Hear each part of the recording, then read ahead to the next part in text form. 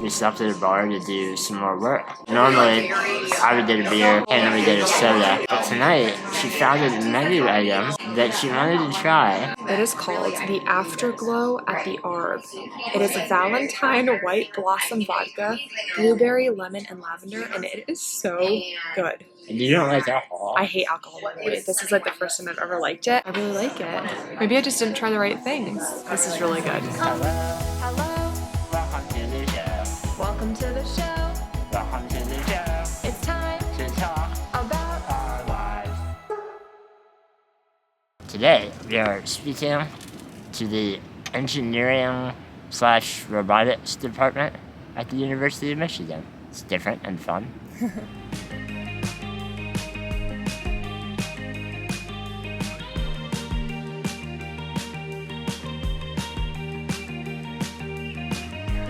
This is our stage.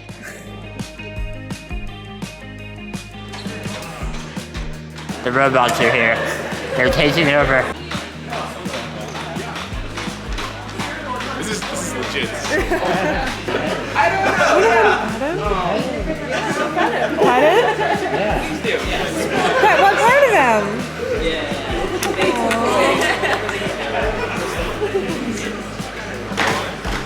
Oh my god.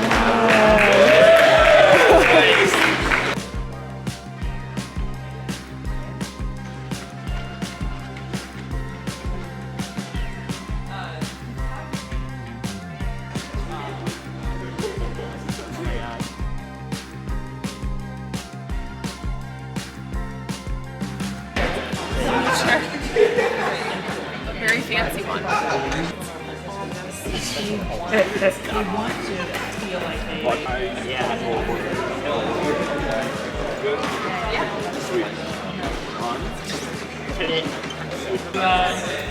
Signed on to some other... After they school up and release, you start walking. I'll power off. I'll stop turning around. That's it. Yeah, you know it. Oh, I feel it now. There we go. Wait, I have to go fast. It stops and I go really slow. I hear it. There we go. It's pushing me. So if you ride that kick, you can go further. Yeah. Yeah, it's like pushing me. Yeah? It just feels like pushing me. Yeah, wow. You can jump higher. We have a separate extra for that. Like a little sort of like dumbwaiter looking thing on the end, just in case they need to like look out and like chuck a drone out there.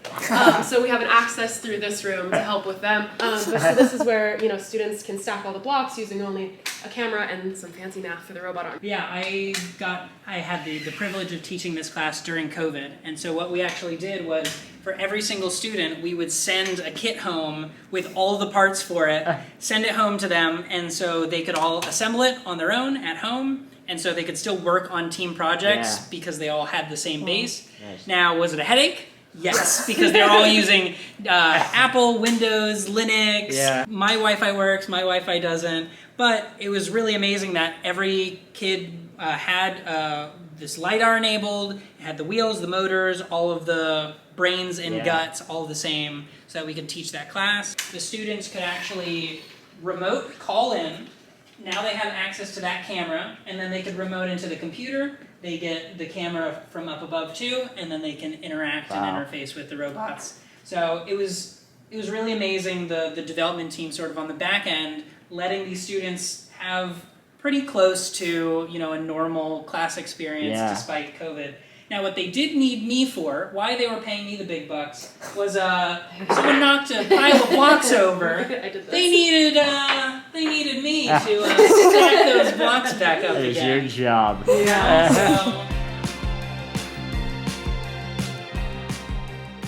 Thank you to Pegasus Dream Tour for sponsoring this video. This is really exciting.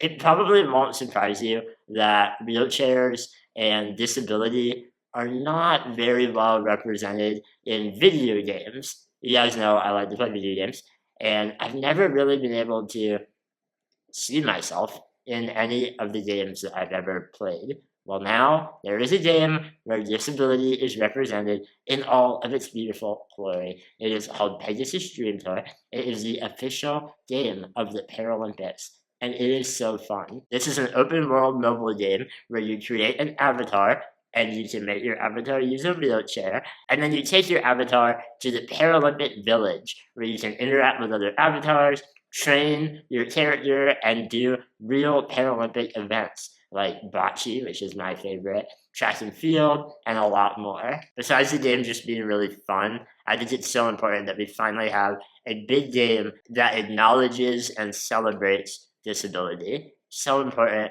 so cool. We'll put the link below where you can get it. I invite you to play. Maybe I'll see you in the world, and we can chat and compete against each other, and I will beat you. Anyway, check it out. It is free to download, and it is a lot of fun. So I can reach out and like grab one of these arms and pose. This is way cooler than our Oculus. I know. Yeah. It's very similar to that case. So I can do things like this, which, like, in one sense, seem incredibly simple. Like, I mean, this is a children's toy. But I mean, I can't program a robot to do this. It's surprisingly hard. And then in terms of like grabbing and releasing, is there a button that you use or a trigger? Yeah, I use this button Okay. to grab and release. Huh. So I have my hand. So when I hold my hand over this arm, it lights up. Then I can grab it, and now we're linked. Now I can move this around, the arm follows. And then I have my trigger finger, which when I press that, it opens and closes the arm. Yeah. Okay, so some of the challenges is there's some lag, so I need to go kind of slowly. What the robot sees is actually full of holes. Yeah. And Is that just a camera from an Xbox? Okay. exactly, yep. The Xbox Connect was a boon for robotics vision researchers. That's so funny. Yeah. Look, I swear someone at Xbox just loved to help. There's another one just robotics. sitting here. Nowadays, you can make them this size or even like this size. But I think for a good 6 years, that was That and the the Asus gold X standard. Yeah. Yeah. And I'm wondering, okay, so talking to my mother-in-law, she says one of her biggest challenges is when she's at home and if she drops her phone, she has to wait for my father-in-law her husband to come home to pick it up. Or she says she'll spend 10 minutes with her grabber trying to get it. So I'm just, what are the quintessential tasks? What are the most important tasks? When I am pulled up to a desk and I have my laptop kind of half on the desk and half on my lap, which is how I'm most effective. Being able to move the laptop back onto the desk so that I can then put my hand up on my joystick like this, because this can't be down if my laptop is in the way. Yeah. And then move myself, come back, bring the laptop back onto my lap. And it's a whole process that we have not solved yet. That's a big one. Picking things up. What else? I mean, I think something that the Jaco arm doesn't do is if you pick up, I think smaller things, you can pick up a can, but you can't open it. Yeah. And it's so Yeah. So you can add a fingernail. Even Actually, for a human, yeah. opening it with one hand is really tough. Yeah. Oh, That's right, true. It's one arm. Yeah. That's true. Yeah. So I'm wondering, is the solution not to do it with the hand, but instead have so for bottles, there are things that you can put on your counter where you can get you just grab the bottle and go like that. Yeah. The Jaco arm, I imagine it would go too slowly, so it'd get it off, but then it'd still have to get it down.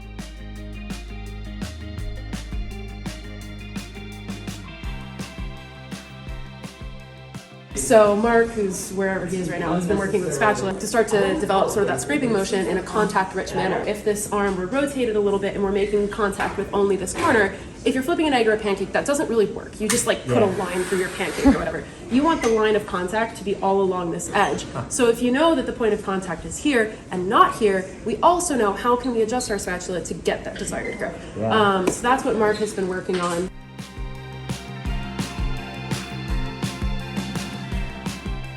So a lot of the work that we do in here is centered around flight systems. So we actually have a lot of flight vehicles. I'll go grab one of them real quick. So we have a bunch of these multi-rotors. This is a quad rotor because it's got 4. We have some called that are hexarotors or octocopters that have 6 and 8 propellers and things like that. And the nice thing about these sorts of systems is that they hover really easily, and then they can kind of translate around, as opposed to like fixed wing planes where they kind of need to keep going forward in order to keep moving around. And they also need fairly long runways in order to take off. We can kind of just take off from right here and start doing the stuff that we're doing. Yeah, they're doing neat stuff. They do stuff with like coordinating teams of drones for doing different tasks. Prince does some like mapping and understanding a little bit more about using information in an area to like help the drone navigate, especially indoors. Yeah. So I do, I'm using magnetic fields of spaces to improve mapping capabilities. So I'll fly my drone around a room like this and use a bunch of observations from my magnetometer on here to make like a 3D magnetic field map of this room. Oh, wow. And then once I have that map, I can kind of use it to help me figure out my position and my orientation better. And then I can use the motion capture cameras that we have to compare my estimates to the actual thing that's going on. Very cool. Wow. Yeah, we can go in here and see some of cool. other work that's going on. So like one of the projects that another PhD student is working on is using a group of 5 of these vehicles. So we have a bunch of them in the lab, and attaching them to a common object like this. So all 5 of these strings are attachment points that we'll have for these drones, and then they'll take off in a synchronized way in order to lift this thing off, and then be able to transport it around. The goal is to be able to carry heavier things than one drone would be able to by itself.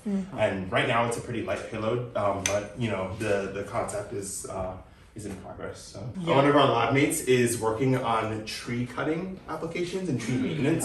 And one form of maintenance is cutting. And the plan that he has is to kind of come at the branch that they want to cut with a sense of impact and be able to bounce off it and kind of do that a few times to cut off the branch. So he's kind of test driving this with like a pogo stick idea and just kind of bouncing off the ground and seeing how well it works before you actually start doing it near trees where there's branches and leaves and things get crazy. And then this other project that's here, it's a quad plane. It's a little, half of the plane part is off right now, but there's another wing that's normally here. So there's these 4 rotors here that make it act like a quad rotor, and then this fixed wing part that let it act like a fixed wing plane. And the nice thing about that is that we can kind of have the vertical takeoff aspects of the multi-rotors that I was talking about earlier, but usually we get pretty low flight times with these multi-rotors just because the propeller is just spinning so hard all the time to just keep you off the ground. But what you can do instead is add this front motor here to add another propeller, and then have it transition into fixed wing flight. And with that, you can get much longer durations, much longer distances than you might be able to with just a multi-rotor. So Sid and another PhD student, his name is Akshay, are working on this project. And a lot of the difficulties comes in that transition period of, it's not quite a fixed wing, it's not quite a multi-rotor, it's kind of both. And there's a lot of aerodynamic forces that are acting on it that we don't normally think about in multi-rotor land that start coming into play. And, It's all mind blowing. So cool.